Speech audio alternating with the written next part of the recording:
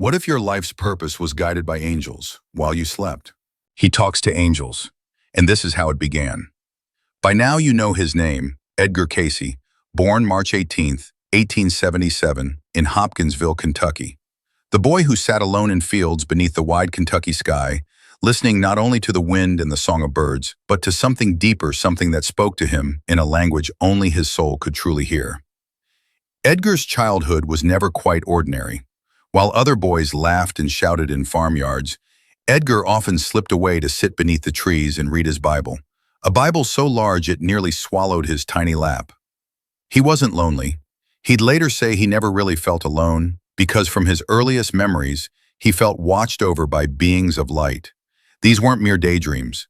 They were gentle presences that brought him comfort, courage, and an unexplainable wisdom far beyond his years.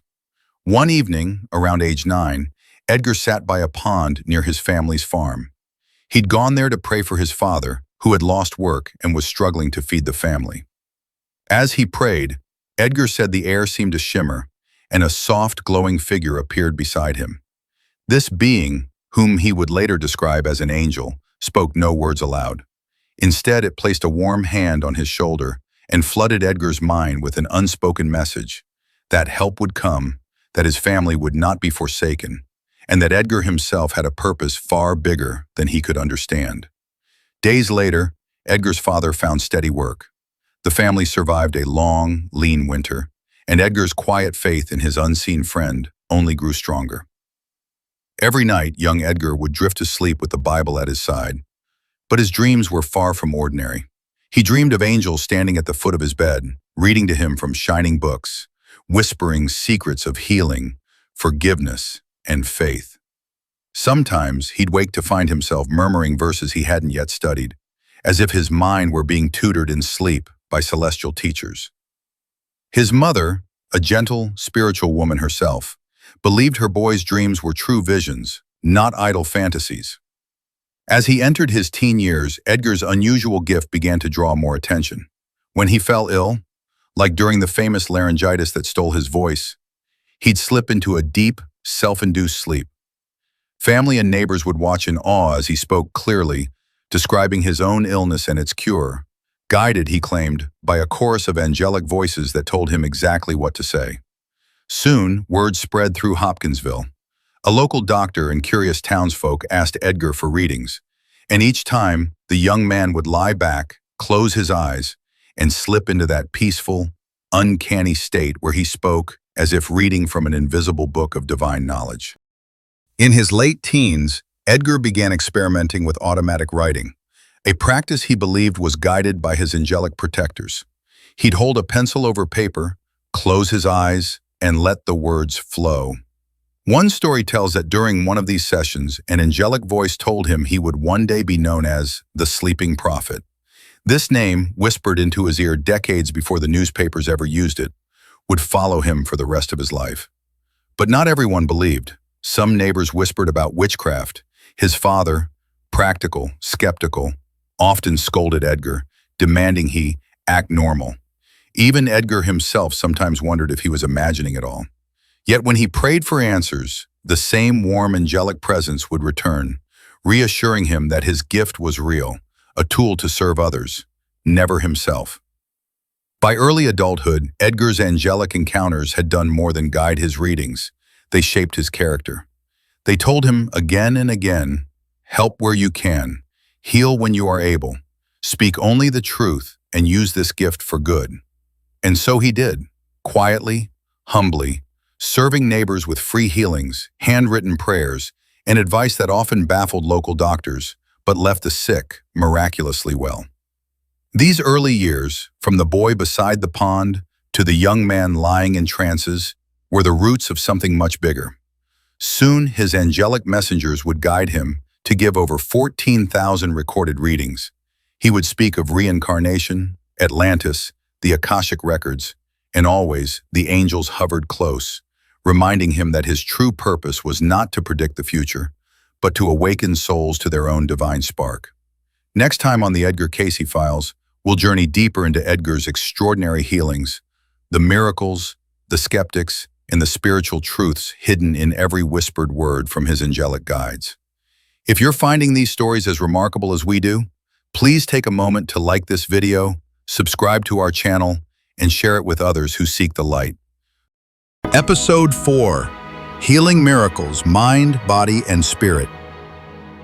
They came to him, not for fortune, not for fame, but for hope, for healing. And often they left with miracles. This is the story of how Edgar Cayce, guided by angelic voices, began his work as a healer for the mind, body, and spirit. Word of Edgar's unusual gift spread quickly. It was the early 1900s, and medical help was scarce for many. When conventional medicine failed, neighbors came quietly, hoping this young man who talked in his sleep might hold answers. Edgar would lie on a couch, hands crossed over his chest, slip into a deep trance, and begin to speak. His voice, calm and steady, would diagnose illnesses with medical precision, often using terms Edgar himself didn't understand when awake. He would then prescribe treatments, herbal remedies, dietary changes, massages, hydrotherapy. Many of these suggestions were decades ahead of their time, aligning with modern holistic health practices. Edgar Cayce often said he wasn't alone doing these readings. He described a universal consciousness guiding him, but at times, he felt the direct presence of angelic beings, standing by to help him find the right words, the right remedies, and the right energy to heal.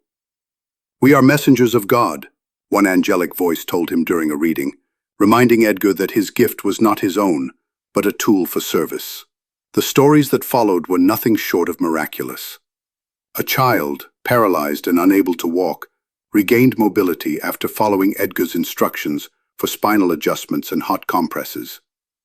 A woman with severe migraines found relief after making dietary changes Cayce recommended while in trance.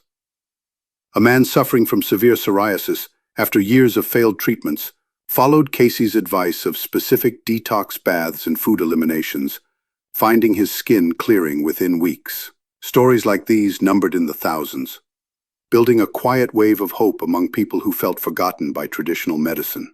Not everyone believed.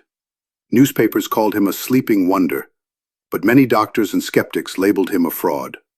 Some threatened legal action, accusing him of practicing medicine without a license. But Edgar never charged for his readings. Donations were accepted, but his priority was service.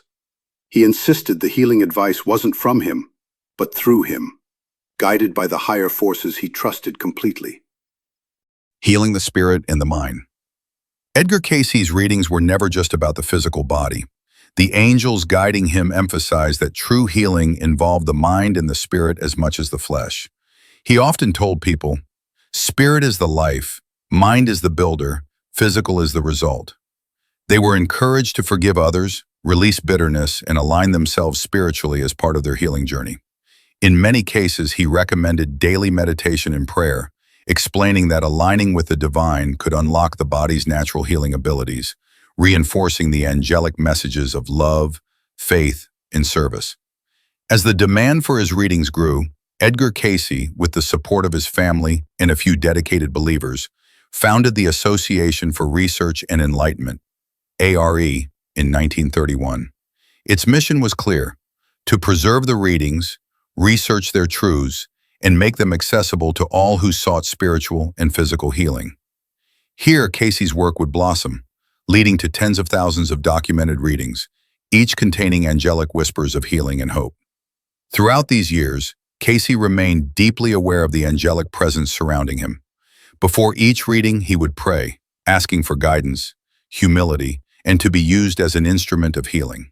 He trusted that if his intentions remained pure, the divine would continue to work through him.